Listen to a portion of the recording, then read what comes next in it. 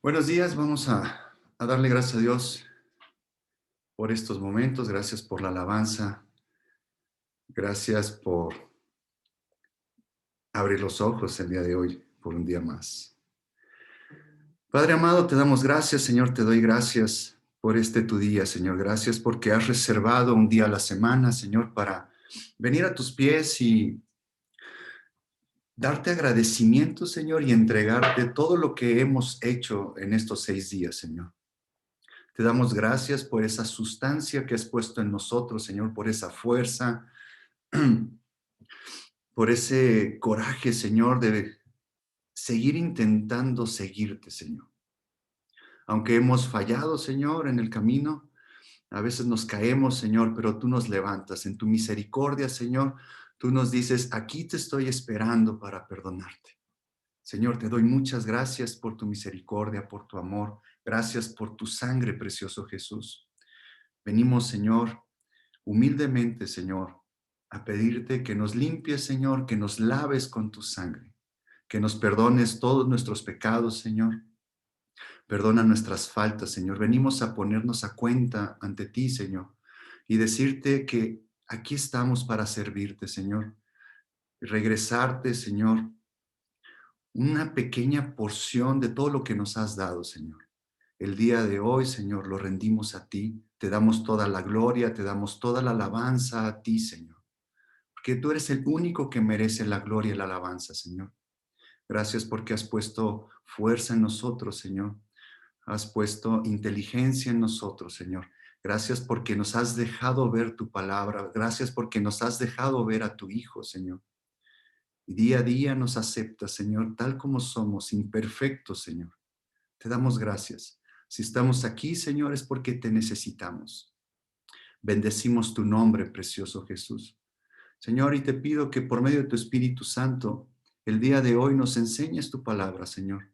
Nos muestres tus tesoros escondidos, Señor. Que nos des de beber y nos des de comer, Señor, de tu pan. Porque todo pasará, Señor, en esta tierra, todo pasará. Pero tu palabra nunca pasará, Señor. Tu palabra es eterna. Tú nunca pasarás, precioso Jesús, porque tú eres hermoso, tú eres santo, tú eres perfecto, Señor. Te pido humildemente, Señor, que el día de hoy nos muestres una porción más de ti, nos muestres tu naturaleza, que nos hagas ver, Señor, en la palabra, Señor, que nos hagas ver como un espejo, Señor, en donde no estamos cumpliendo, Señor, lo que tú nos estás pidiendo. Abre nuestros ojos, Señor, nuestro entendimiento y redarguye nuestros corazones, Señor. Prepara cada uno de nuestros corazones, Señor. Prepara el corazón de mis hermanos, Señor, que están en sus casas. Ve con ellos en este momento, Señor. Señor, los que van a ver este mensaje un día después, al rato, Señor, años después, Señor. Siembra tu palabra, Señor, en esos corazones. Siembra tu palabra, Señor. Bendecimos tu nombre, precioso Jesús. Bendecimos tu nombre, Señor. Padre amado, te lo pido en el nombre precioso de tu Hijo Jesucristo, Señor. Amén.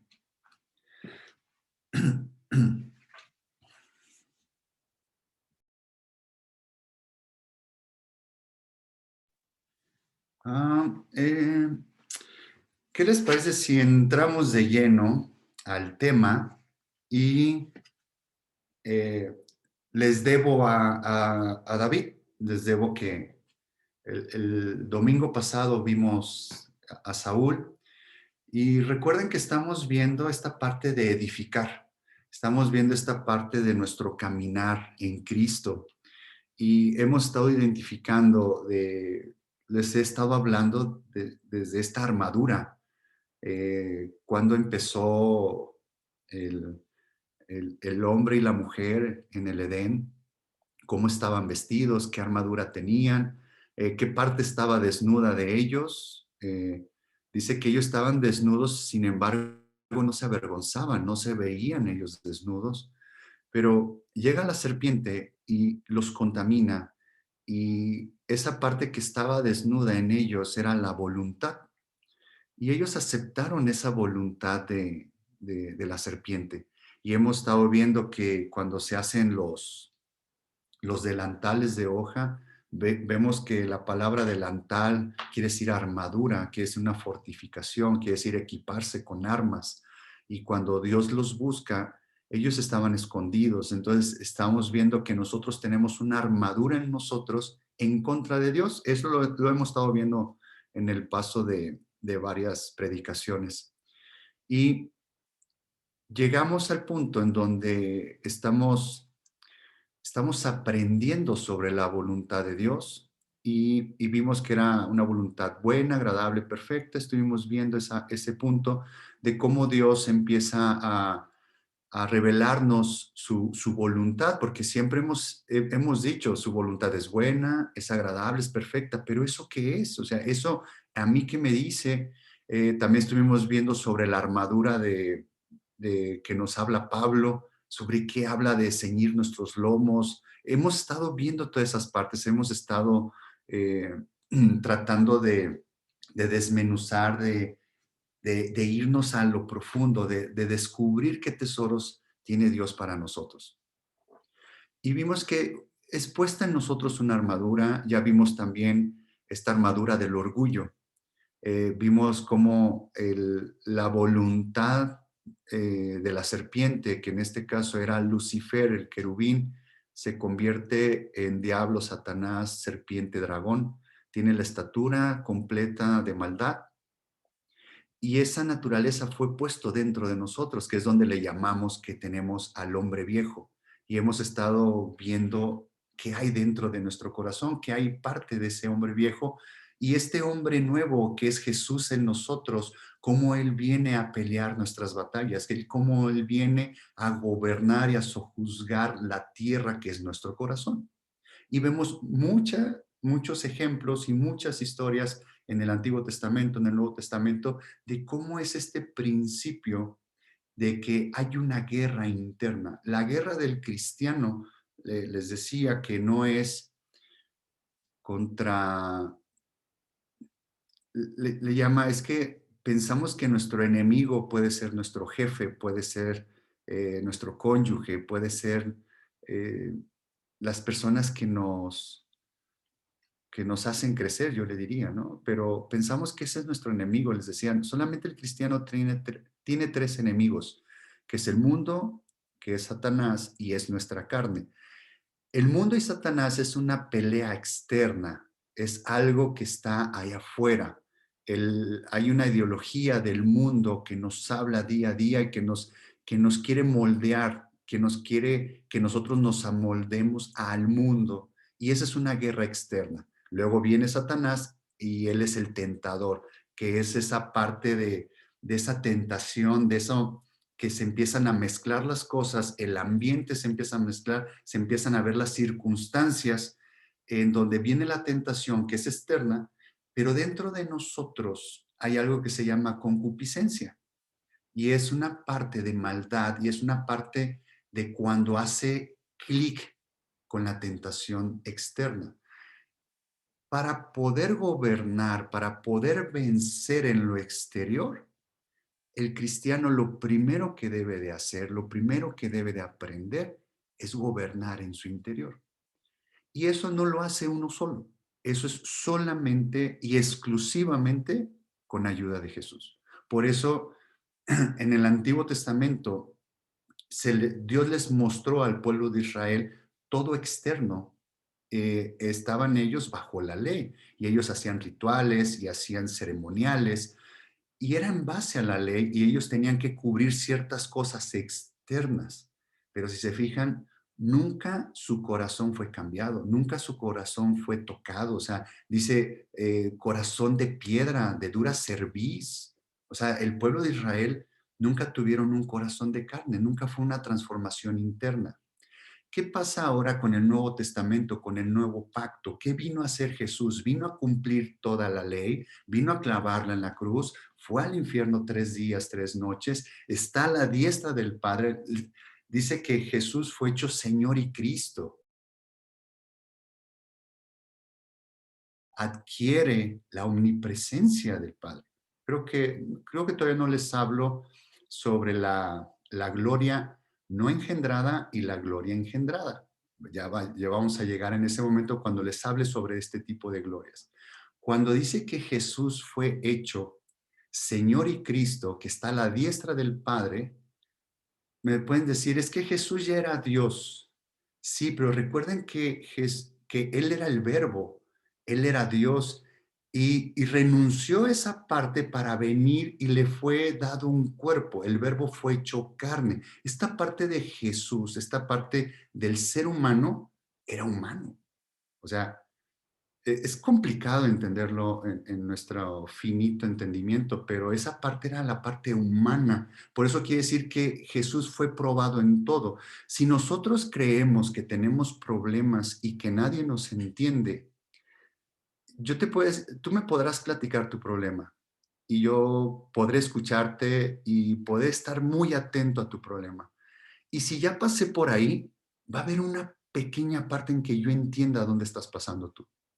Pero realmente quien sabe y quien entiende por lo que estamos pasando es Jesús, porque Él ya fue probado, Él ya entiende perfectamente esto. Por eso nos pide que vayamos a sus pies, le platiquemos cómo nos sentimos, que seamos sinceros en qué situación estamos. Él nos entiende. Muchas veces pensamos que este es mi problema y nadie me entiende y por eso sigo con un orgullo muy alto o sigo con una depresión muy baja, ¿no? Sigue siendo enojo y creemos que vamos por la vida donde nadie nos entiende. ¿Qué crees? Jesús sí nos entiende porque esa parte humana Él la vivió y dice que en Él no se encontró pecado. Cuando en Él no se encontró pecado, cuando dice la palabra que en Él no se encontró pecado, créeme, cero, no se encontró pecado. Decía Jesús, porque el diablo no tiene parte en mí. ¿Recuerdan cuando les hablo que en nuestra vieja naturaleza, en nuestro orgullo, en nuestro hombre viejo, esa concupiscencia, en el huerto fue depositada esa semilla, fue depositada esa voluntad, fue depositada esa voluntad de orgullo de la serpiente? Esa concupiscencia, cuando nosotros tenemos una tentación externa, cuando el diablo nos está atacando, nos está tentando más bien, sí encuentra una parte dentro de nosotros en ese hombre viejo.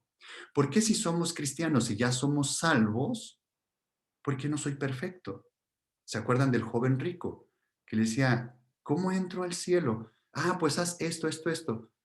Señor, todo eso lo he hecho desde mi juventud.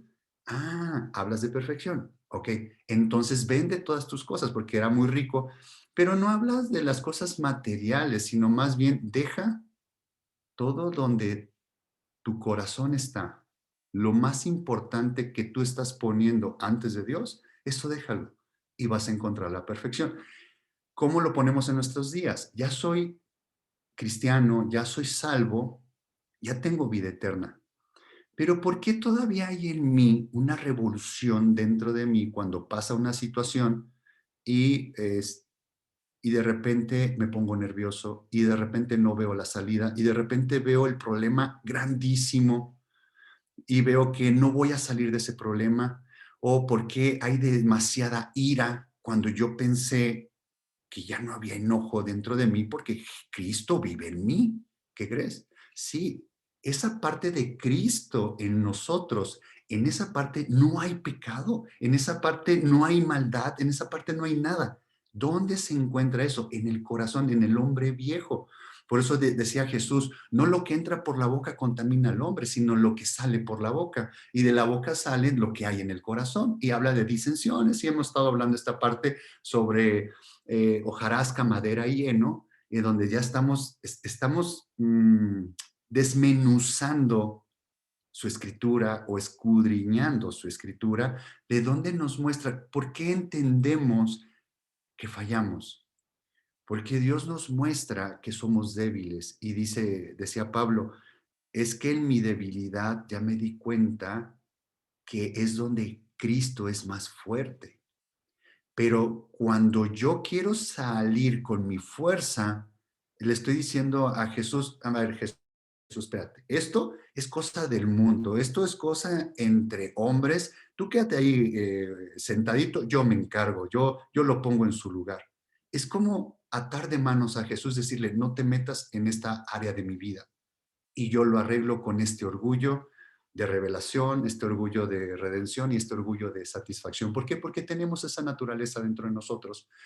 Y si no tenemos esta información y como cristianos pensamos que ya somos santos y que somos totalmente apartados para Dios y que ya no voy a pecar, o porque si peco es por culpa del diablo. O sea, y empiezo a buscar terceras ecuaciones para echarle la culpa de mi error y no reconozco que realmente soy yo. Porque la gente cuando, por eso le pido a Dios, Señor, muéstrame por medio de tu palabra como un espejo, muéstrame realmente quién soy. Y cuando veo realmente quién soy, pues no nos agradamos, o sea, no nos caemos bien. Y ahí entramos en un círculo vicioso y no salimos, no sabemos cómo salir de ello si no sabemos esta información que Dios nos ha estado venido dando desde hace muchos domingos para acá, que es ver la base o el origen del pecado. En el Antiguo Testamento, con el pueblo de Israel, Dios trabajaba el pecado externo, trabajaba la consecuencia del pecado. A ver, ya pecaste, ok, tráete un animalito, pon tus manos sobre su cabeza, deposita ahí ese pecado, decláralo, deposítalo en el animalito inocente y sacrifica. Y con eso, por medio de la sangre, había redención. Y entonces, pero no había un cambio interno en la persona, era un cambio externo, controlaba, era la, o sea, Dios aplacaba por medio de esa sangre del animalito, Dios detenía la ira o la consecuencia, como por ejemplo nosotros, nuestro regalo de salvación, cuando creemos en Jesús, dice que nosotros somos salvos y tenemos vida eterna y que Jesús ya pagó por nosotros. ¿Qué es lo que nosotros merecemos? Es el infierno por nuestros pecados, porque dice que nosotros éramos enemigos de Dios y estábamos en pecados y dice que éramos hijos del diablo. En el momento en que lo aceptamos en nuestro corazón, somos llamados hijos de Dios. En ese momento somos perdonados de esa consecuencia del pecado que es la paga del pecado. La paga del pecado es muerte eterna, pero aceptar a Jesús es vida eterna. Ahí está cubierta esa paga. Jesús nos salva de la muerte eterna. Ahora, ya tengo vida eterna, pero ¿por qué sigue saliendo todo esto de mí? ¿Por qué sigo teniendo actitudes malas? ¿Por qué sigo teniendo malos pensamientos? ¿Por qué sigo fallando si no quiero fallar? Mi intención está en seguir eh, a donde va Jesús. Yo quiero la naturaleza de Jesús en mí, yo lo quiero seguir. Entonces, por qué no soy como Él? ¿Por qué todavía no llego a esa parte? Ah, bueno, porque nos está mostrando Jesús que Él viene a habitar en nuestro corazón y Él viene a salvarnos del origen del pecado. Ya la primera parte ya nos salvó de la consecuencia del pecado, ya tenemos vida eterna. Ahora viene a habitar en nuestro corazón para salvarnos de todo el origen del pecado, de todo esto que hay en nuestro corazón, de todo este hombre viejo, de cómo vamos a ir edificando, de cómo Jesús va a ir gobernando en nuestra tierra, en esta tierra, en nuestro corazón. Dice que Dios le dio la capacidad allá en el huerto, le dijo, bueno, cuando estaba creando al hombre, le dice, multiplicaos, y dice, sojuzgar la tierra. ¿Qué es esto de sojuzgar la tierra? Le dio ese poder de sojuzgar la tierra y todo lo que en la tierra había, que es gobernar, es reinar, es conquistar. Esa parte ya la tenía el hombre. La perdió en el momento en que aceptó la voluntad de la serpiente. Y entonces los expulsa del huerto y le dice, ahora la tierra te dará espinos y ahora trabajarás con el sudor, comerás con el sudor de tu frente. Ya lo mete en problemas al hombre a causa del pecado. Y hay ese principio de sojuzgar la tierra. Muchas personas he escuchado que dicen, es que soy el hijo del Rey de Reyes, soy el hijo del Señor de la tierra y donde pise la planta de mi pie, eso será mío. Y yo en otras ocasiones les he dicho, bueno, pues yo he andado por varias partes de Querétaro y no todo Querétaro es mío. ¿Dónde está el principio aquí? ¿De dónde está el principio de qué debemos de sojuzgar? ¿Qué tierra debemos de gobernar? ¿Qué tierra debemos de conquistar? Es dentro, es la tierra de mi corazón, ese hombre viejo. Pero no lo vamos a hacer nosotros con nuestras fuerzas. Es Jesús el que pelea nuestras batallas. Por eso vino a vivir en nuestro corazón. Y desde dentro de nuestro corazón, Él va a ir tomando terreno en la medida que nosotros lo dejemos. Porque Jesús respeta cuando le decimos, Señor, no te metas en esto, Él lo respeta. Y Él se queda, yo me imagino como que rascándose la cabeza diciendo, pero pues déjamelo a mí. O sea, tú no puedes, o sea, ya te lo he mostrado muchas veces, tú no puedes con eso, déjamelo a mí, déjame actuar. Y nosotros estamos de necios diciendo, no, no, no, yo me encargo. Señor, como diciendo, Señor Jesús, tú no te ensucias las manos, esta chamba la hago yo me encargo, yo lo pongo en su lugar. Es como decir esa parte, pero no, Él viene y pelea nuestras batallas. El problema está en que el pelear nuestras batallas es ir de rodillas en oración. Es decirle, Señor, ven tú y ayúdame. Señor, yo soy débil, yo no puedo, no tengo la capacidad, Señor. Yo soy polvo, no soy nada sin ti. Reconozco que tú eres Señor y Cristo. Ven tú y sojuzga mi tierra, Señor. Es el yo detenerme, hincarme y pedirle misericordia. Reconocer que yo no puedo. Esa es la parte de ganar nuestras batallas. ¿Me puedes decir, oye, se oye muy sencillo el que yo nada más me hinque y Jesús gobierne mi vida? Pues es lo que quiero, está muy, muy fácil. Sí, se oye muy sencillo, pero se requiere mucho trabajo. ¿En qué sentido? Tenemos que vencer a nuestro orgullo. Y por eso estamos estudiando en este momento, estamos estudiando cómo edificar. Y ya estuvimos viendo esta parte de hojarasca, madera, heno, plata, oro y piedras preciosas. Ahorita estamos detenidos en hojarasca, madera y heno, todas estas obras de la carne, todos estos frutos de la carne.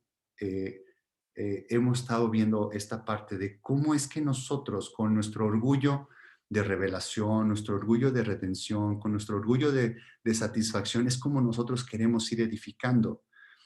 El ir de rodillas es detener a nuestro orgullo y eso, créanme, es lo más complicado que hay. Esa es la guerra interna, esa realmente es la guerra del cristiano. Por eso debemos estar con la armadura de Dios, por eso hemos estado revisando qué es esta armadura. Y es poco a poco, eh, pido a Dios que cuando ustedes tengan tiempo, revisen prédicas pasadas, revisen prédicas de hace 2 meses. Créanme que con toda esta información que hemos venido recibiendo de Dios, van a, van a decir, pero si yo ya había escuchado esa prédica, pero si yo ya había escuchado esto, ya lo había leído, ya lo había estudiado, y si ahorita regresan y lo revisan, se van a dar cuenta de muchas más cosas, muchas. Dios es increíble en su palabra, es infinita. Y es esa parte de ir creciendo en Jesús, de ir con ese objetivo de llegar a la estatura del varón perfecto. Somos invitados a ello. Está en nosotros el decirle, Señor, sojuzga mi tierra. Señor, ven y gobierna. Ven y tú toma el control de mi corazón, Señor Jesús. Esa parte se necesita mucha humildad y se necesita mucha lucha interna. ¿Se acuerdan cuando les decía que Jacob le pusieron de nombre, le puso Israel o Israel, que es has peleado con Dios? Y ahí le agregan y has vencido, algo así. Sí, pues así le dijo Jesús. Bueno, el varón de Jehová, que era Jesús, realmente estaba peleando con Jesús, porque has luchado con Dios y has vencido. Es esa parte que yo les decía, esa armadura que tenemos, ese escudo que tenemos, es en contra de Dios. Lo que estoy haciendo es que de esa parte inconsciente que tenemos, lo estoy trayendo a su consciente. Muchas veces decimos, es que estamos peleados con el mundo o alguien está peleado con el mundo o, por ejemplo, a veces en mi caso, hasta porque pasa la mosca, ¡pum! Como que se enciende algo así, no aguantas ciertos comentarios o no aguantas cierta situación y estás hirviendo y uno dice, ¿qué está pasando? Y entonces empiezas a buscarle justificaciones a que es que fue tal circunstancia, es que fue tal persona, es que fue la pandemia, es que fue esto. Y estamos buscando depositarle nuestro enojo o nuestra bronca, nuestra pelea a cosas externas. Cuando les decía, cuando realmente con quien el que tenemos el problema es con Dios, porque es el que tiene el control de todo. Y lo que pasa alrededor de nuestra vida y lo que pasa dentro de nuestra familia y lo que pasa en nuestro trabajo y lo que pasa en nuestra escuela y lo que pasa con nuestros amigos, el control lo tiene Dios. Y si estamos viviendo eso es para que Dios nos muestre en nosotros qué es lo que hay todavía dentro de nosotros en donde Jesús debe de sojuzgar esa parte. Un enojo, una envidia, un sentimiento de homicidio, ¿no? Decían, no precisamente Jesús dijo, no matas físicamente, sino cuando tienes algo contra tu hermano, el mismo juicio tendrás al homicidio. Toda esa parte debemos llegar y ponerlo en los pies de Jesús y llevarlo al altar. Es la parte de ir edificando. La semana pasada, el domingo, vimos a Saúl que él tenía el problema de su orgullo de revelación, que decía, es que yo tuve una idea mejor, es que yo me dije, es que yo pienso de esta manera, y hizo muchas cosas que no le ayudaron a llevar un reinado como Dios quería, ¿no? Y Dios le dio la oportunidad, veía, veíamos ahí después de la grabación, veíamos que Dios le dio a Saúl 40 años, el padre esperando 40 años en lo que Saúl estaba en el reinado a que se arrepintiera. Le dio oportunidad de arrepentirse y creo que no lo hizo. Levanta a David y ahorita vamos a ver la naturaleza de David. Ahorita vamos a ver esa pequeña porción de David. Recuerden, los dos empezaron como reyes ungidos por el mismo sacerdote y el mismo profeta que era Samuel. Los dos empezaron igual. Hay ciertos cambios que más adelante vamos a empezar a ver que ciertos cambios hizo Samuel, más bien hizo Dios, porque Dios le dio la instrucción a Samuel cómo lo hiciera. Hay ciertos cambios que como inician, pero los dos inician ungidos y reconocidos como reyes del rey de Israel por medio del Padre, por medio de Jehová. Y ahorita vamos a ver, ya vimos que Saúl tenía rebelión, tenía idolatría, y eso lo ligamos con el orgullo de revelación. Es orgullo, el orgullo es la voluntad serpentina y es lo que es nuestro escudo, lo que nosotros creemos que hacemos nuestra voluntad, pero Jesús muchas veces dijo, es que son hijos del diablo porque haces la voluntad del diablo o haces la voluntad del príncipe de este mundo. ¿Qué nos está diciendo Jesús? Crees que haces tu voluntad, pero no es así. O sea, sigues en control de esa concupiscencia. O sea, dice Jesús, es mejor hacer la voluntad de mi Padre. Es mejor, por mucho, hacer la voluntad de mi Padre. ¿Y qué crees? Si no vas a hacer tu voluntad, porque nunca la vas a estar haciendo, tienes dos vías. O haces la voluntad del diablo o haces la voluntad de mi Padre. Es lo que tenemos que elegir. Todos los días tenemos que levantarnos a tomar una decisión, a elegir. Es de levantarnos y decirle, Señor, yo te elijo a ti, Jesús. Yo elijo hacer tu voluntad. Enséñame cómo. Y eso es lo que estamos aprendiendo ahorita. Entonces vamos a ir a Samuel, perdón, sí, bueno, primera de Samuel 16. Pero realmente quien nos interesa ver aquí es a David. Vamos a revisar a David. ¿Cómo arrancó David? ¿Cómo era visto David? Miren,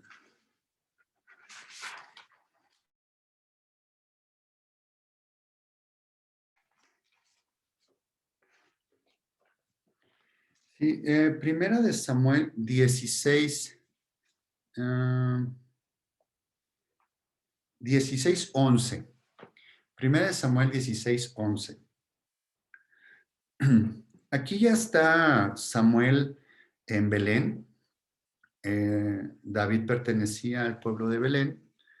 Si saben de dónde era José, el papá natural de Jesús, de Belén.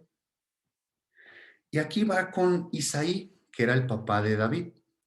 Entonces en el 11 dice, entonces dijo Samuel a Isaí, ¿son estos todos tus hijos? Y él respondió, queda aún el menor que apacienta las ovejas. Y dijo Samuel a Isaí, envía por él porque no nos sentaremos a la mesa hasta que él venga aquí. ¿Qué quiero resaltar en esta parte? Llega Samuel y le dice a Isaí, oye, tráeme a tus hijos porque Dios va a ungir a uno de tus hijos como rey. Entonces el papá Isaí pues le trae al primogénito. Cuando lo ve Samuel, dice, este es, Señor, tú claro que eres súper sabio y eres inteligente. Cuando lo vio Samuel dijo, este es. ¿Y qué le dijo Dios? Este no es. Es que el hombre se guía por lo que ven sus ojos. Y yo no veo lo exterior. Yo veo lo interior, yo veo lo interno, yo veo el corazón. Y ya hemos estado viendo que qué es lo que vio en David. Dice que tenía un corazón conforme a Dios. Y ya vimos en esta parte de Hechos 12 o 13, vimos que era tener un corazón conforme a Dios. Es ser obediente. Porque dice, el que tiene el corazón conforme a Dios, es que Dios está seguro que esta persona va a hacer todo lo que Dios diga. Es ser obediente. Y es en la parte donde nos cuesta trabajo, es la guerra, la lucha interna. Y entonces le dice Samuel, no, este no es. Le trae otro hijo, este tampoco es, le trae otro hijo. Y entonces le trajo a 7 hijos y Samuel todavía veía que no era.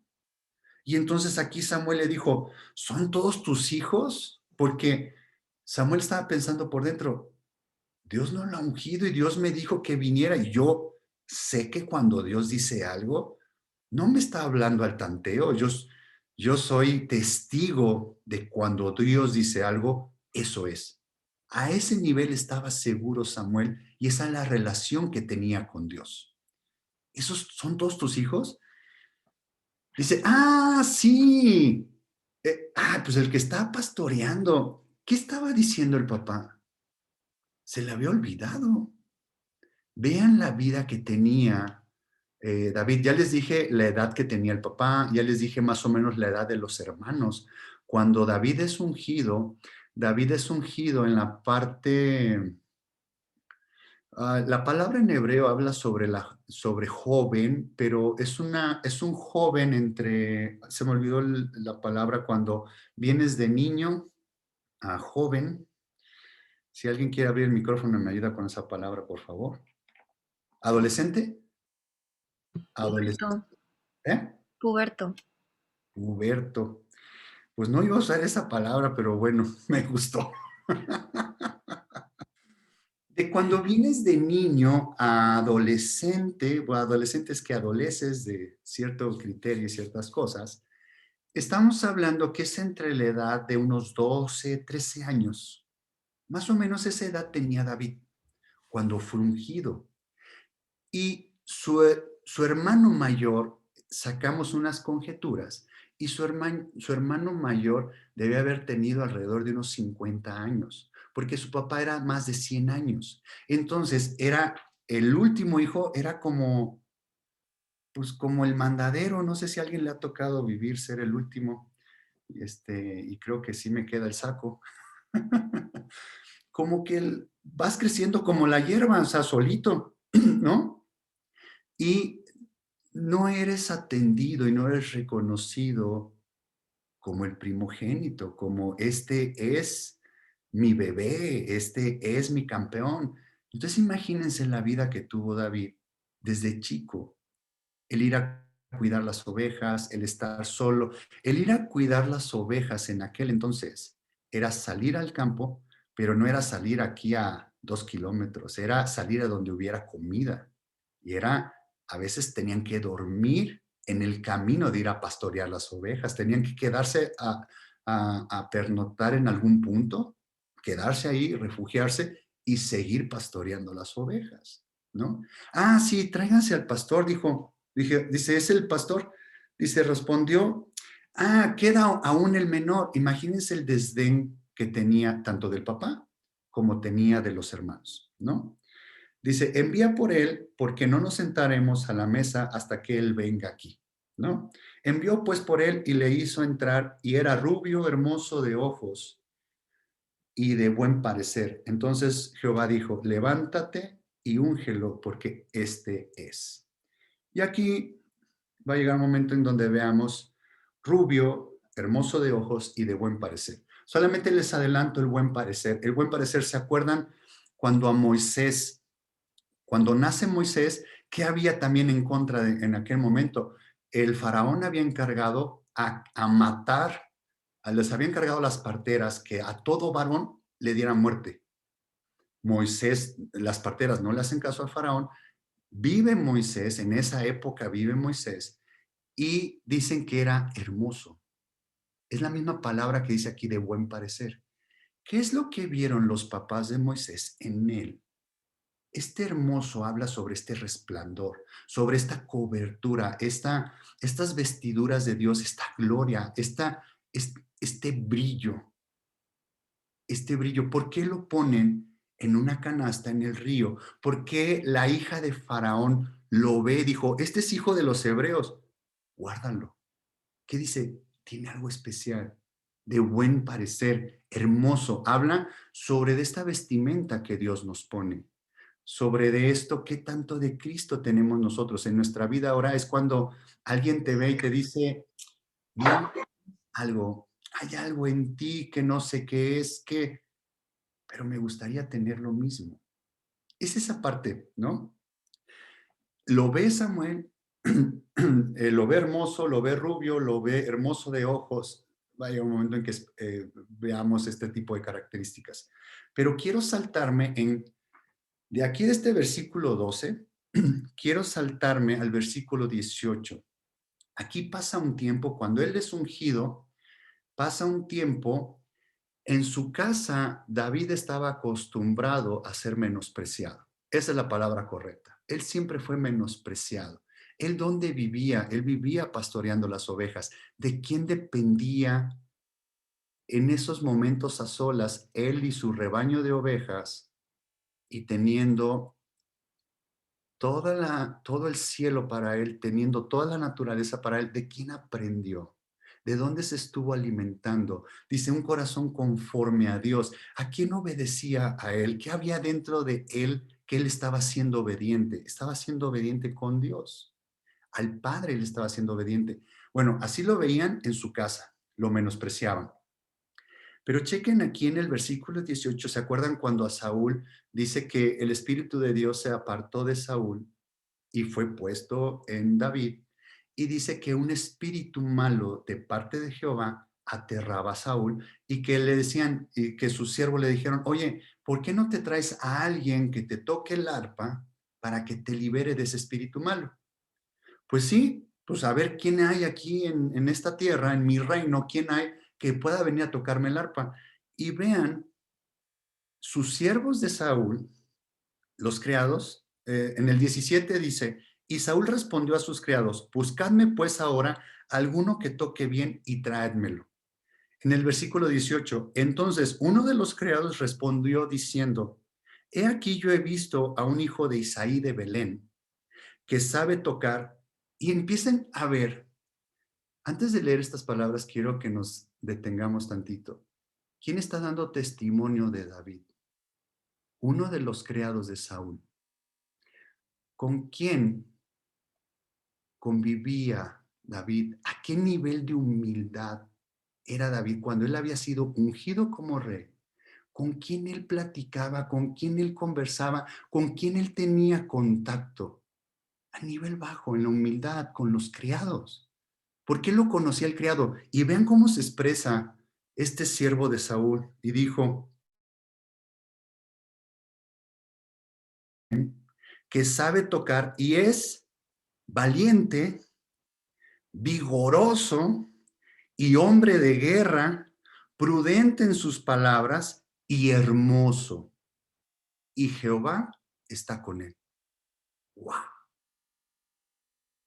Creo que aquí, si nada más me quedo en este versículo y empezamos a descifrar cada característica que está hablando el creado de David, esto me da tiempo como para prédicas por 3 meses, les aseguro.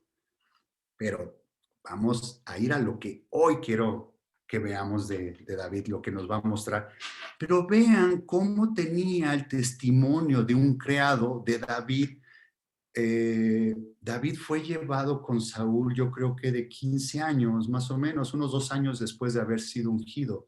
Y dice, valiente, vigoroso, hombre de guerra, prudente en sus palabras y hermoso. Otra vez viene esta palabra hermoso, buen parecer, había un brillo en él, había una vestidura, había una armadura en él, ¿no? Y Jehová está con él. Tú te das cuenta cuando Dios está con alguien. Tú te das cuenta cuando alguien está lejos de Dios. Ese era el testimonio que daban de David, ¿no? Y, y en el 19 dice, y Saúl envió mensajeros a Isaí diciendo, envíame a David tu hijo, el que está con las ovejas. Si era un pastor, ¿por qué el siervo de Saúl dijo que era un hombre de guerra? Si pastoreaba, ¿por qué dijo que era un hombre de guerra? Bueno, todos sabemos la historia de David y David es llevado a la casa del rey, toca el arpa, le da tranquilidad a Saúl y dice que Saúl lo hace su escudero de armas también. Dice en el 23, y cuando el espíritu malo de parte de Dios venía sobre Saúl, David tomaba el arpa y tocaba con su mano, y Saúl tenía alivio y estaba mejor, y el espíritu malo se apartaba de él. Y más adelante habla donde lo hace su escudero de armas, algo así. Si era un simple pastor, ¿no? Ok, ya estamos viendo la naturaleza de David, ¿no? Ah, teniendo esta parte, cómo era visto David en su casa, con su gente allegada, con su familia, con sus más allegados, con su gente más cercana, era menospreciado. Pero en el nivel humilde, en el nivel de los siervos, la gente que lo realmente ponía atención, su actuar, su ser, su esencia, lo veían como un hombre de guerra, como un hombre prudente, como un hombre valiente, que Jehová estaba con él. Créeme que así es con nosotros. Muchas veces a nuestro alrededor no sentimos que nos den el reconocimiento que nosotros queremos que nos den. Muchas veces nosotros, lo que nos diga la gente que está alrededor de nosotros, no nos llena, porque sentimos que no nos valoran como realmente debemos ser valorados, como que lo bueno que dicen de nosotros a nosotros se nos hace poca cosa. Y entonces sentimos esa relación en donde la gente no me toma en cuenta, no me aprovecha realmente quién soy. Y pues esa parte es el orgullo de revelación. Y ahí es donde empieza Dios a trabajar con nuestro orgullo, ¿no? Y, y más adelante vemos, vámonos a 1 Samuel 24. Estoy adelantando mucha historia o mucho caminar de David. Pero vamos a 1 Samuel 24, vamos a leer del 1 al 6. Cuando Saúl volvió de perseguir a los filisteos, le dieron aviso diciendo, he aquí David está en el desierto de Engadi. Todo lo que me salté, de todos los capítulos que me salté, vemos cómo David va con el arpa, después hay una guerra, David vence a Goliat, le ofrece a su hija como paga, no le da a su hija como paga, Saúl empezó a quedar mal, David empieza a ganar batallas y la gente empieza a reconocer y empieza a ver esa unción, esa esencia de Dios sobre David. Y algo que Saúl nunca olvidó fue, Saúl derrotó a 1000 y David a 10,000. Eso le llenó ese orgullo a Saúl y quiso matar a David. Y entonces aquí estamos hablando que Saúl está persiguiendo a David para matarlo, cuando lo único que hizo David es que ganó batallas para el reino y el beneficio de Saúl, ¿no? Versículo 2, 24:2. Y tomando Saúl 3,000 hombres escogidos de todo Israel, fue en busca de David y de sus hombres por las cumbres de los peñascos de las cabras monteses. Y cuando llegó a un redil de ovejas en el camino donde había una cueva, entró Saúl en ella para cubrir sus pies, y David y sus hombres estaban sentados en los rincones de la cueva. Estaba en una cueva y Saúl entra a cubrir sus pies. La expresión cubrir sus pies, yo les diré ahorita, fue al baño. Saúl fue al baño. Y eran cuevas David y su gente estaban hasta el final y Saúl no se dio cuenta. Y estando en el baño, vean lo que pasa en el 4. Entonces los hombres de David le dijeron, he aquí el día que te dijo Jehová, he aquí que te entrego a tu enemigo en tu mano y harás con él como te pareciere. Y se levantó David y calladamente cortó la orilla del manto de Saúl. Después de esto se turbó el corazón de David porque había cortado la orilla del manto de Saúl. Y dijo a sus hombres, Jehová me guarde de hacer tal cosa contra mi señor, el ungido de Jehová, que yo extienda mi mano contra él, porque es el ungido de Jehová. Aquí lo vemos como una historia donde David le perdona la vida a Saúl y le corta un pedacito de su ropa, ¿no? Y después vemos más adelante cuando ya sale Saúl, David va detrás de él y le muestra el pedazo. Dice, Saúl, mi rey, mi señor, ¿qué, por qué traes esto contra mí si yo no voy nada contra ti? Mira, estabas en mi mano, te pude haber matado, pero yo no tengo nada contra ti. Y entonces Saúl viene en sí, dice, no, pues sí, tienes razón. Estoy parafraseando la historia. Y sabemos que le perdona una vez la vida y le perdona una segunda vez. Ahorita vamos a ver en qué momento. Pero aquí quiero regresarme al versículo 4 de cómo, recuerden, estamos viendo orgullo. Orgullo de revelación es cuando nosotros mismos decimos, tengo revelado o mi idea o yo pienso o yo me dije o yo creo que esto es mejor, ¿no? Cuando no consulto a Dios.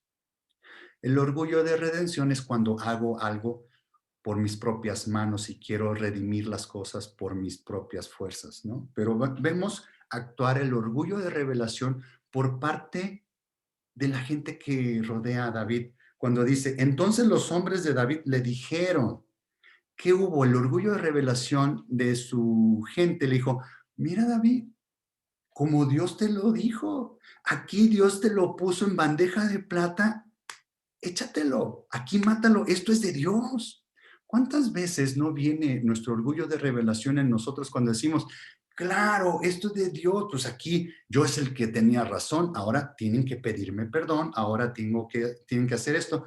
Esta es la idea, este es el orgullo de revelación, pero vino por parte de su gente. Dice, he aquí el día que te dijo Jehová, he aquí que entrego a tu enemigo en tu mano y harás con él como te pareciere. Y se levantó David, dice, y calladamente cortó la orilla del manto de Saúl.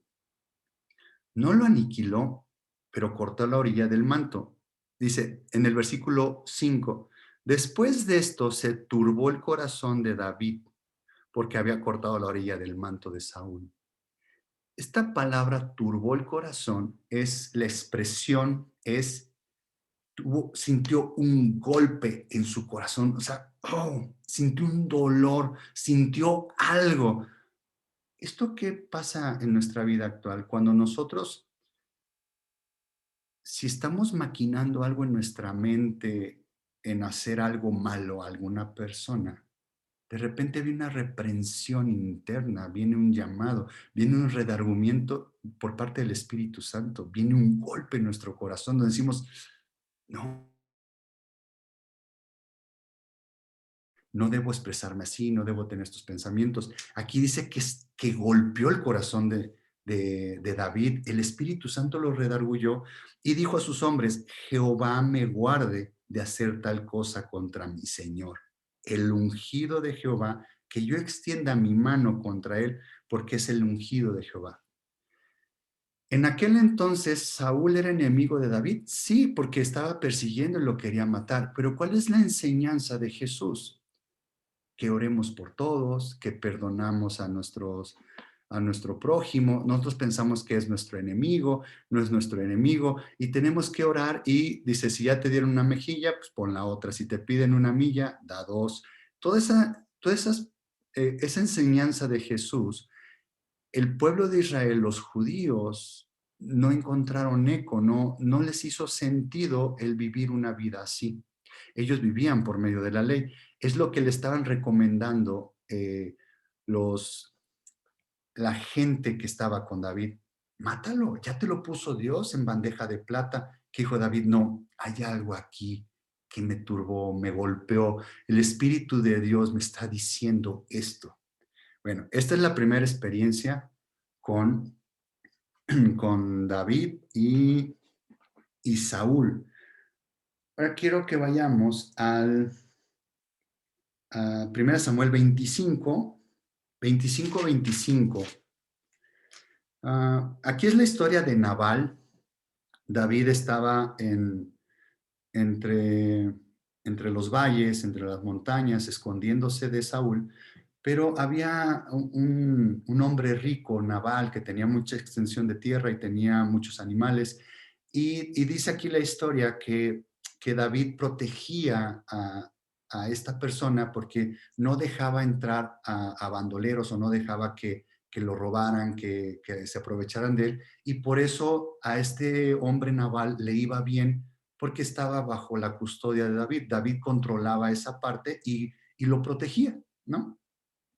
Y dice que cuando era el tiempo creo que era de trasquilar las ovejas,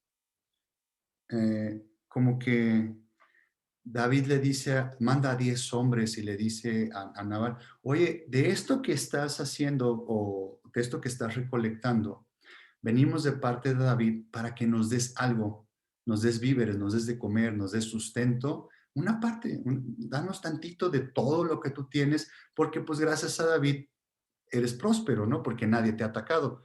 Y Nabal dice, ¿qué? ¿Quién es David? Otra vez, menospreciado, no tomado en cuenta. O sea, David ya estaba acostumbrado a esta parte, ¿no?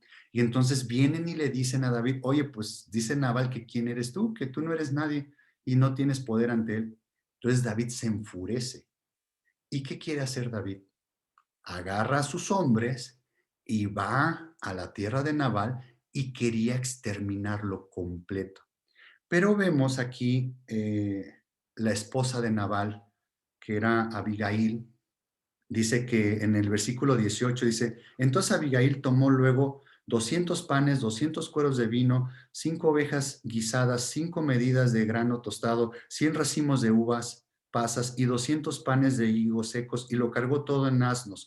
Y dijo a sus criados, id adelante de mí y yo seguiré luego. Y nada declaró a su marido Nabal. Dice que Nabal estaba embriagado, estaba él emborrachado, y Abigail aprovecha, agarra todo esto sustento y va con sus criados a ver a David, a encontrar a David, ¿no?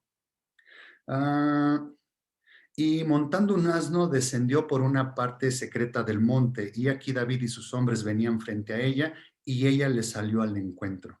Vean qué valor de Abigail. Y David había dicho, ciertamente en vano he guardado todo lo que éste tiene en el desierto, sin que nada le haya faltado de todo cuanto es suyo. Él me ha vuelto mal por bien. David se sentía ofendido. Dice, este igual me está menospreciando, o sea, igual que mi padre, igual que mis hermanos, igual que Saúl, es la misma historia de toda mi vida, todo mundo está en contra de mí, ahorita van a ver quién es David, ¿no? Y sigue la historia, dice en el 23, Y cuando Abigail vio a David, se bajó prontamente del asno y postrándose sobre su rostro, se tiró a tierra. Delante de David se inclinó a tierra y se echó a sus pies y dijo, Señor mío, sobre mí sea el pecado, mas te ruego que permitas que tu sierva hable a tus oídos y escucha las palabras de tu sierva. En el 25, no haga caso ahora, mi señor, de ese hombre perverso de Nabal, porque conforme a su nombre, así es. Él se llama Nabal y la insensatez está con él. Nabal quiere decir insensatez. Nabal habla sobre este hombre insensato, este hombre viejo, este orgullo, este hombre necio que vive dentro de nuestro corazón. Y él está diciendo, no le haga caso a este hombre perverso. Obviamente está hablando de su esposo, pero también le está hablando a David, ese hombre viejo que tienes adentro, ese hombre necio que tienes adentro, no le hagas caso, David. No le hagas caso a tu carne, no le hagas caso a ese sentimiento carnal de venganza. Sojuzga a tu tierra, sojuzga tu carne, David. Y le sigue, él se llama Nabal y la insensatez está con él, mas yo tu sierva no vi a los jóvenes que tú enviaste. Ahora pues, Señor mío, estoy leyendo el 26. Ahora pues, Señor mío, vive Jehová y vive tu alma, que Jehová te ha impedido el venir a derramar sangre y vengarte por tu propia mano. Eso fue el mensaje que le llevó a Abigail. Y le está diciendo que no se lleve una venganza por propia mano, ¿no? Sean pues como Nabal tus enemigos y todos los que procuran mal contra mi Señor. Y en el versículo 31 dice, entonces, Señor mío, no tendrás motivo de pena ni remordimientos por haber derramado sangre sin causa o por haberte vengado por ti mismo.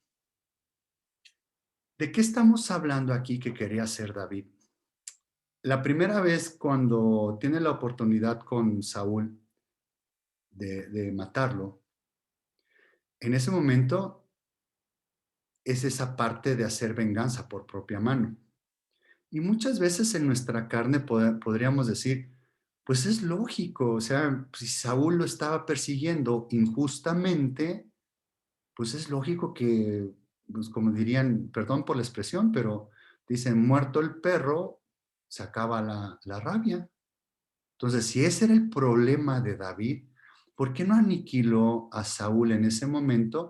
Y la consecuencia era que, como él ya estaba ungido, él iba a ser rey de todo Israel, pero iba a ser rey por causa de su mano, iba a ser rey por causa de sus fuerzas, por causa de ese orgullo de redención. ¿Se ubican hacia dónde vamos? El orgullo de revelación es cuando yo tengo una idea. Vimos que ese problema tenía Saúl, que él tuvo una mejor idea que lo que le había dicho Samuel o lo que le había dicho Dios. Y aquí estamos hablando de un orgullo de redención que por propia mano yo voy a aniquilar esto y yo voy a ser rey porque Dios ya me había dicho. O aquí en esta parte de Nabal era justamente porque es lo que piensa nuestra carne, porque dice, pues David lo estaba cuidando de que nadie lo tocara, le estaba dando protección y que no le diera víveres, no le estaba pidiendo todo, simplemente una pequeña parte, pues claro que se lo tenía ganado Nabal. Pero viene Abigail y le dice, no tendrás motivo de pena ni remordimientos por haber derramado sangre sin causa o por haberte vengado por ti mismo. Como diciendo, David, no hagas esto, porque la consecuencia de esto a la larga, en el tiempo, más adelante, va a haber una pena en ti, va a haber un remordimiento en ti que no va a ser quitado tan fácil. Evítate esta parte. Evítate de usar tu orgullo de redención, de hacerte justicia por propia mano. No cometas homicidio. Eh, y en el versículo 32, y dijo David a Abigail, aquí David reaccionó por el hablar de Abigail. Dijo, bendito sea Jehová, Dios de Israel, que te envió para que hoy me encontrases. Y bendito sea tu razonamiento y bendita tú, que me has estorbado hoy de ir a derramar sangre y a vengarme por mi propia mano. ¿Qué le está diciendo aquí David a Abigail? Gracias a Dios que te envió, porque me haces mis manos estuvieran ensangrentadas de algo injusto, que algo que no era mi venganza, no era parte de mí.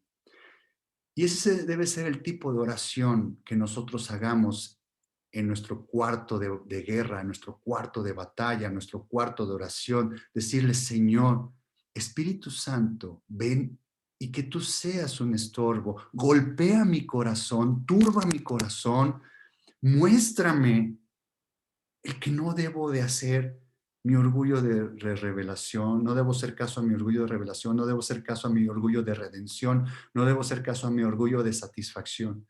Ven y estórbame, porque mi carne no me deja, porque mi hombre viejo, mi hombre necio, este naval que tengo adentro me gobierna. Esa es la parte de sojuzgar. Aquí, ¿qué alcanzó a hacer David? Él sojuzgó en su tierra interna. Él sojuzgó ese orgullo de redención. ¿Recuerdan cuando vimos hojarasca, madera, heno, orgullo de revelación, orgullo de redención, orgullo de satisfacción? Vimos con Saúl que hablamos de idolatría y hablamos de, miren, ¿para qué?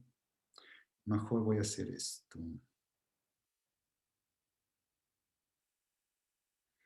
Voy a regresar donde estábamos.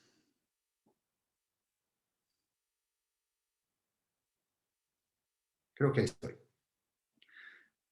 Recuerden que el orgullo de revelación tiene que ver con la hojarasca y vimos con Saúl idolatría y hechicerías. Y vimos que era, si se dan cuenta acá, vimos que eran rebelión, obstinación, necedad. Esta palabra necedad es esto, naval. Eso es lo que hemos estado viendo. Ahora vean como con Saúl vimos hojarasca, idolatría, hechicerías. ¿Qué es lo que iba a hacer David con Saúl o qué iba a hacer David con Nabal? Homicidio. Tiene que ver con el orgullo de redención y tiene que ver con la edificación de madera. ¿Qué hizo ahí el Espíritu Santo en David? Que le dio ese golpe, le dio esa revelación, le dijo, lo estorbó para que no edificara con madera, que no edificara con homicidios. Esa parte de homicidios, enemistades, pleitos, envidias, iras, ese enojo congelado que les decía, esa tristeza, esos son bloques para nosotros poder hacer esta edificación, ir hacia arriba.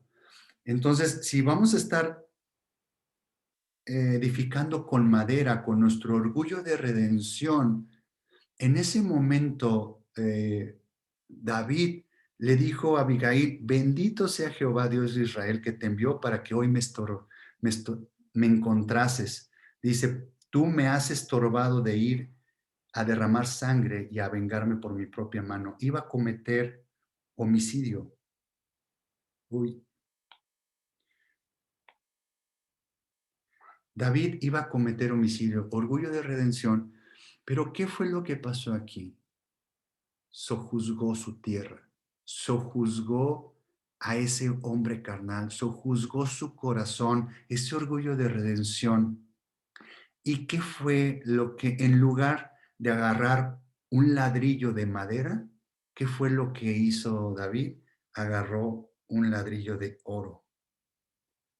Agarró un ladrillo de oro. Después vamos a ver qué es plata, oro y piedras preciosas, sobre de qué acciones son. Ahorita estamos concentrados en el tema de hojarasca, madera y heno. Eh, esta parte, David tuvo un encuentro interno. En este asunto, Abigail es como equiparar el Espíritu Santo en nuestras vidas actualmente, en donde viene Dios y nos habla por medio del Espíritu Santo y nos estorba, o a veces manda personas, y hay personas que a veces nos estorban para poder nosotros hacer ciertas cosas. O como dice la palabra de Dios, que pues, esta parte no les va a agradar. Jovencitas que están aquí con nosotros en la iglesia La Promesa. Dice la palabra de Dios que a nosotros los papás o los padres nos toca estorbarlos para que no se pierdan. Nos toca esa parte de hacer ese estorbo. Es como una obligación de nosotros. ¿Se acuerdan cuando les decimos, es que te digo esto porque te quiero? Bueno, ese es el estorbo, ¿no? Esa es la parte que a nosotros nos toca estorbarles, así como muchas personas alrededor de nosotros les toca estorbarnos y Dios manda a esas personas también para que nos estorben y no cometamos ciertos pecados o no cometamos ciertas cosas que después no podemos parar las consecuencias. Y esa debe de ser nuestra oración en donde Dios nos ayude a sojuzgar este orgullo de redención, a sojuzgar este orgullo de revelación, sojuzgar este orgullo de satisfacción, sojuzgar esta tierra, esto que hay aquí adentro. Mm, ah, ¿Cómo ando de tiempo? Bueno, vamos a la otra parte con Primera de Samuel 26. ¿Dónde más David le perdona la vida a Saúl? Primera de Samuel 26, 8. Entonces dijo Abisai a David, hoy ha entregado Dios a tu enemigo en tu mano, ahora pues déjame que le hiera con la lanza y lo enclavaré en la tierra de un golpe y no le daré segundo golpe. Y David respondió a Abisai, no le mates porque ¿quién extenderá su mano contra el ungido de Jehová y será inocente? Dijo además David, vive Jehová, que si Jehová no le hiriere o su día llegue para que muera, descendiendo en batalla perezca. ¿Qué está pasando aquí? ¿Se acuerdan cuando Saúl y su gente estaban dormidos? Saúl tenía a sus, eh, vamos a verlo de esta manera, sus mejores guerreros durmieron alrededor de Saúl como en una rueda, protegiendo, y Saúl estaba en medio durmiendo. Y Saúl tenía ahí ciertas cosas que David y esta persona Abisai entraron y pasaron. ¿Por qué? Porque dice que un sueño profundo de Jehová les dio a esas personas que ni se enteraron que ahí pasó David. Y entonces Abisai le dice a David, hoy ha entregado Dios a tu enemigo en tu mano, ahora pues déjame que le hiera con lanza y lo enclavaré en la tierra de un golpe. Aquí viene el orgullo de revelación otra vez a actuar. ¿En qué sentido? Como diciendo, a ver David, ya te entendí. Tú no vas a matar a Saúl porque tú tienes tu pacto con Dios, tú estás sojuzgando tu tierra, tú estás haciendo las cosas como deben de ser. Pero ¿qué crees, David? Para eso me tienes a mí. Yo lo ataco, yo lo mato y tus manos están limpias. ¡Qué gran idea! ¡Súper idea! ¿Con quién nos juntamos? Jóvenes, ¿quiénes son nuestros amigos? ¿Quiénes son los grupos que nos rodean? ¿Qué sabiduría tienen? ¿Qué ideas tienen? No lo hagas tú, yo lo hago por ti.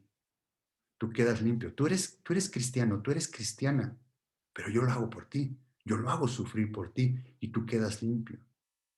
Algo así estaba pasando aquí. David que dijo, no, ¿quién va a matar o quién le va a tocar al ungido de Jehová y va a vivir? También David estaba protegiendo a su escudero. Dijo, no lo toques, porque no vas a parar la consecuencia. Aquel que tocare al hijo, al ungido de Jehová, va a tener consecuencias graves. Eso lo sabía David. Y él no podía permitir que su escudero lo matara, porque estaba bajo su mando. Es como si él estuviera cometiendo el homicidio. Otra vez, orgullo de redención. Ahí estaba mezclado orgullo de revelación por medio del escudero, orgullo de redención, el hacer homicidio, el matar. ¿El orgullo de satisfacción cuál era? Ah, tendré el trono. ¿Recuerdan cuando Lucifer decía, subiré al cielo, me haré un trono y seré igual que el Altísimo? La satisfacción. Seré el rey. ¿Se dan cuenta en la palabra de Dios cómo están estos principios en toda la palabra de Dios? ¿Por qué estamos desmenuzando estas cosas? Porque estas son nuestras batallas internas, estas son nuestras luchas internas. La lucha más fuerte es la interna. Si hay alguien en nuestras amistades que está diciendo, no, yo lo voy a hacer, mejor yo lo hago, mejor yo esto, y tú tranquilo, hay una lucha interna en decir, si es cierto, está mejor que esta persona lo haga. Y voy a sentir la satisfacción de decir, ah, se lo merecía. Es el orgullo. Esa es una guerra interna. Y estoy hablando cosas sencillas, no sé, cada uno de ustedes también en nuestro caminar, ya como adultos, ya en nuestras responsabilidades en los negocios y eso, muchas veces dicen, no, pues yo hago esto, pero tú sales beneficiado. No es así. Adolescentes, jóvenes, hay que tener cuidado con quién se junta uno, hay que tener cuidado con lo que nos dicen. Ese orgullo de revelación, orgullo de redención y orgullo de satisfacción, hay que tenerlo bien identificado para decirle, Jesús, ven y sojuzga mi tierra. Ven tú y gobierna aquí. Ven tú y toma el control de la situación. Vean lo que dice David. Ah, Dijo además David, vive Jehová, que si Jehová no le hiriere, o su día llegue para que muera, como diciendo, ¿qué está diciendo David? Si Saúl sigue vivo, es por la obra y por la mano de mi Señor. Es porque Jehová quiere que siga vivo, es porque Jehová quiere que yo todavía aprenda más cosas y tengo que respetar la voluntad de Dios. Recuerdan que, esto es como un paréntesis, recuerdan que hay muchas prédicas donde dice, todos necesitamos un Saúl. En todos nosotros tenemos un Saúl. ¿Quién es nuestro Saúl? Esa parte que saca de nosotros todo lo malo, esa parte que nos está persiguiendo, que nos agrede, que nos menosprecia. Todos necesitamos un Saúl en nuestra vida. ¿Por qué es la existencia de Saúl y después David? ¿Por qué Dios levantó un Saúl? Piénsenlo y me contestan al ratito, porque recuerden que cerramos conversación, cerramos grabación y todavía vemos poquitas cosas, pero mediten esa parte, ¿por qué Dios en su perfecta voluntad levantó un Saúl? Si Saúl nunca entendió y hizo puras fechorías y estaba medio loquito. ¿Qué pasó ahí? ¿Por qué hay un Saúl? Bueno, esta parte de David, de sojuzgar su tierra, ¿qué nos enseña? Dios ungió a David como rey. Fue como a los 13 años, 12 años, por ahí más o menos. ¿A qué edad David se hace rey? Se hace rey como a los 30 años más o menos, pero solamente se hace rey de la tribu de Judá. Y después, creo que pasan 7 años y medio cuando ya logra ser rey de todo el pueblo de Israel. Estamos hablando que después de los 30, estamos hablando que desde que mató a Goliat a que fuera rey, deben de haber pasado como unos 12, 13 años aproximadamente en donde David fue perseguido. Para aprender, ¿cuál es el principio aquí? Para aprender a gobernar lo exterior, para aprender a gobernar la tierra, el reino de Israel, David primero tuvo que aprender a gobernar su tierra interna. Tuvo que aprender a controlar este hombre carnal, este hombre viejo. Tuvo que aprender a sojuzgar su tierra interna, este reino interno donde viene Jesús y Él viene a pelear nuestras batallas. Es lo que Él tuvo que aprender a hacer primero. No nos va a dar Dios cuando les digo que las personas dicen, es que yo soy un hijo de rey y me ha dado el derecho y el poder de sojuzgar la tierra y sojuzgar todo y sojuzgar los animales. Y entonces yo tengo el control de todo esto con el poder de la oración y lo que pise la planta de mi pie, eso será mío. Lo que está hablando aquí es ese poder que Jesús nos ha dado de venir a sojuzgar nuestra tierra interna para que podamos gobernar externamente, para que la gente pueda ver paz en el exterior.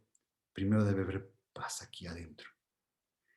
Y vean, en todos reinos, cuando David se acaba su reino, que era un rey de batallas, de batallas, de batallas, y cuando viene este Salomón a gobernar, Salomón gobernó ¿en qué? En paz, porque todas las guerras ya habían pasado, porque David es el que había derramado sangre, Salomón ya no tenía que derramar sangre, y de ahí se extendió el nombre de Israel y el nombre de Salomón y el nombre de David por todas las naciones. Dice que venían príncipes, princesas, reinas, venían de otras partes del mundo, venían a escuchar a Salomón su sabiduría y venían a ver esa paz que había y ese reinado en nosotros. Para que podamos reinar hacia afuera, primero debemos de aprender a reinar internamente, a sojuzgar nuestra tierra. Y eso solamente con la ayuda de Jesús. Vamos a Apocalipsis, por favor. Apocalipsis 1, 5 y 6. ¿Qué tiene que ver Apocalipsis con David?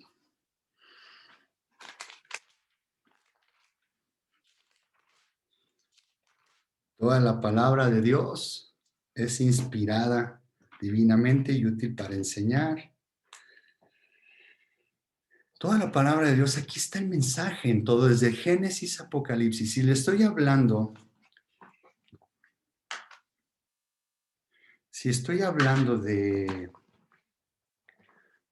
recuerdan que está el atrio, lugar santo, lugar santísimo. Ya les he platicado de las diferentes personas que están alrededor del trono, los que están la creación, después los ángeles, después los 24 ancianos, después los 4 seres vivientes, después viene un arco iris y después viene el trono, y en el trono se oye una voz, y en el trono se oye alguien, dice, y al que venciere le daré sentarse a la diestra en mi trono, donde yo estoy con el Padre.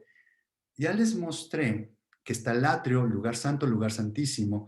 Está la gente del atrio que tiene sus vestiduras simples. Está la gente del lugar santo que tiene sus vestiduras dobles. Y está la gente del lugar santísimo, que es la esposa del Señor Jesucristo, que está vestida con lino fino, blanco y resplandeciente, y que está con hilos de oro también. Es unas vestiduras diferentes y eso lo relacionamos con las moradas eternas, que es nuevos cielos, nueva tierra y nueva Jerusalén.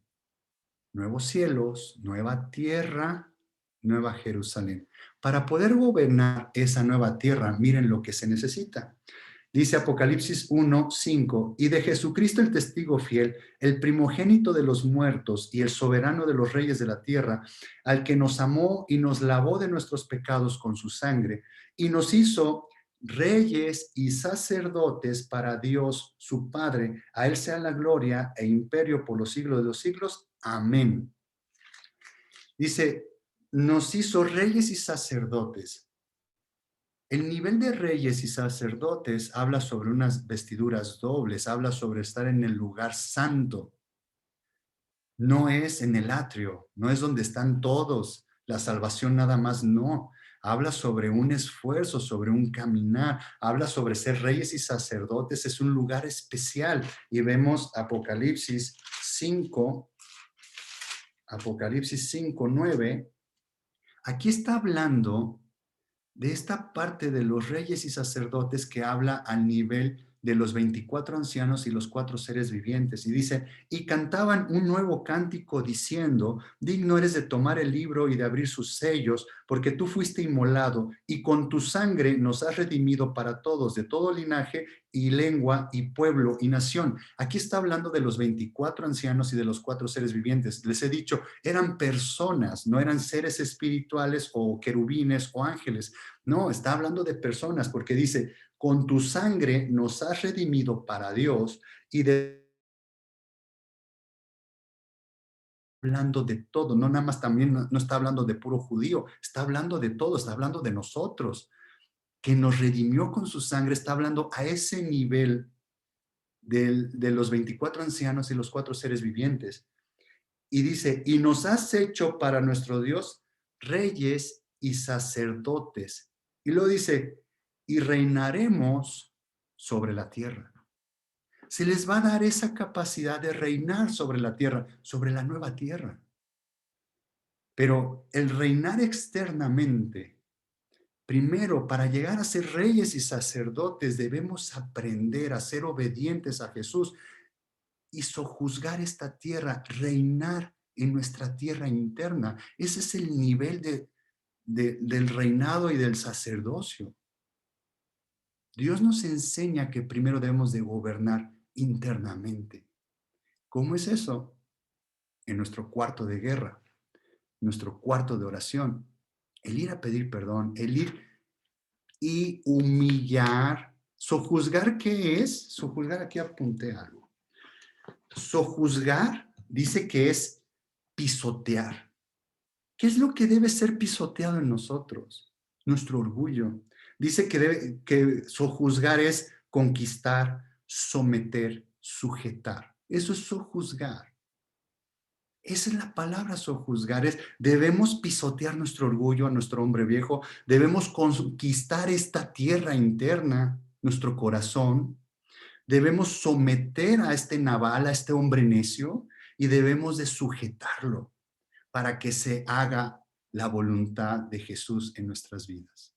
Esa es la guerra, es la parte más complicada. Y si tú has caído y si tú has cometido errores, ¿qué crees?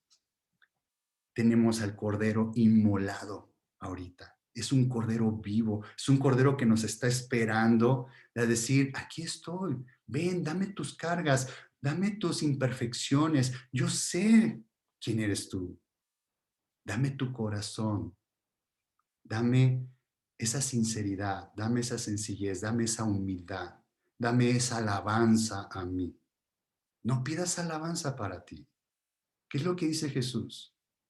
Ven, sojuzga tu tierra, sojuzga tu orgullo, sojuzga tu hombre necio, sujétalo, pisotéalo. ¿Se acuerdan lo que fue con la mujer en el Edén?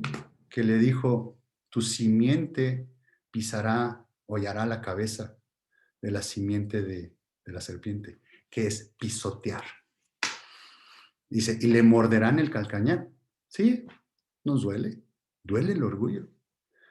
Pero es esa función, decirle, Jesús, estás dentro de mi corazón, ven y sigue avanzando, que tu planta de tu pie, lo que pises, sea tuyo, Señor. Que Jesús vaya creciendo en sus pasos, en su recorrido, dentro de esta carne, dentro de esta tierra, dentro de nuestra mente. Por eso Jesús vino a habitar dentro de nosotros. Él ya venció al pecado en la cruz. Él ya venció la consecuencia del pecado. Ya tenemos vida eterna. Ahora, ¿qué viene a nuestro corazón? Viene a aniquilar el origen de este pecado que tenemos dentro, el origen de esta concupiscencia. A eso viene a gobernar, viene a sojuzgar Jesús. Vamos a darle gracias a Dios por este momento, por esta, terminando de orar, cerramos la grabación. Padre amado, te doy gracias, Señor. Te doy gracias porque eres bueno. Señor, gracias por tu palabra, Señor, gracias por esta semilla. Te pido, Señor, que venga tu semilla, Señor, y caiga en buena tierra, Señor. Guárdala en los corazones de mis hermanos, Señor. Bendícelos, Señor. Bendice sus hogares, Señor. Bendice sus alacenas, Señor. Bendice sus trabajos. Bendice a sus familias, Señor. Bendice a los jefes y jefas de familia, Señor. Te necesitamos, precioso Jesús. Ven tú y sojuzga nuestra tierra, Señor. Sojuzga a este hombre necio, Señor. Señor, somos imperfectos, Señor. Somos conscientes, Señor, que por nuestras fuerzas no podemos, Señor. Ven tú, Señor, en nuestra debilidad y haznos fuerte. Te necesitamos, Jesús. Gracias por esta palabra, Señor. Que tus cielos se abran, Señor, y caigan agua, Señor, que caigan gotas, que caiga lluvia, Señor, que venga, Señor, y que pueda dar frutos esta palabra en nuestras vidas, Señor. Pero no lo queremos, Señor, para obtener una gloria personal, Señor, sino lo que queremos, Señor, es para que tú crezcas en nosotros y tú seas glorificado, Señor. Si las demás personas, Señor, ven un cambio en nosotros, tú eres el glorificado, Señor. Toda la honra es para ti, Señor. La honra no es para nosotros, Señor. Es para ti, precioso Jesús. Te doy gracias, Señor. Ayúdanos, Señor. Que sea cambiada esta tierra, Señor. Sojúzgala. Tú gobierna, Señor. Tú sométela, Señor. Tú sigue avanzando. Tú pelea nuestras batallas, Señor. Te entregamos todos los ámbitos de nuestra vida, Señor. Ven tú y gobierna en ella. Precioso Jesús, te necesitamos. Te necesitamos, Señor. Padre amado, te lo pido en el nombre precioso de tu Hijo Jesús, Señor. Amén.